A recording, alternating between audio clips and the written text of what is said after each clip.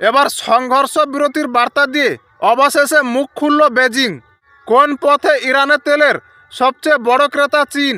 Iran থেকে সবচেয়ে বেশি পরিমাণ অপরিশোধিত তেল আমদানি করে চীন। ইউএস নিয়ন্ত্রিত ব্যাংকিং ব্যবস্থাকে এড়িয়েই ইরান থেকে ডিসকাউন্টেড রেটে চলে এই ইম্পোর্ট। ইরানের রপ্তানিকৃত তেলের 80% বেশি কেনে চীন। 2025-এ ইরান থেকে প্রায় 1.38 মিলিয়ন ব্যারেল তেল আমদানি করেছিল বেজিং। নিকোলাস মাদুরোর গ্রেপ্তারির পরে সম্প্রতি ভেনেজুয়েলার সরবরাহে লাগাম পড়েছে।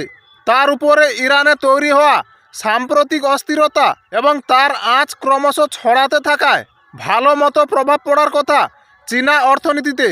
লক্ষণীয় বিষয় হলো যুদ্ধ পরিস্থিতি তৈরি হওয়ার পরে বেশ কিছু চীনা তেল পরিশোধক সংস্থা নিঃশব্দে রুশ অয়েলের ওপর নির্ভরতা বাড়িয়েছে, কিন্তু তাতেও বেজিং এক ধাক্কা পুরোপুরি এড়াতে পারবে না বলে বিশেষজ্ঞদের মত।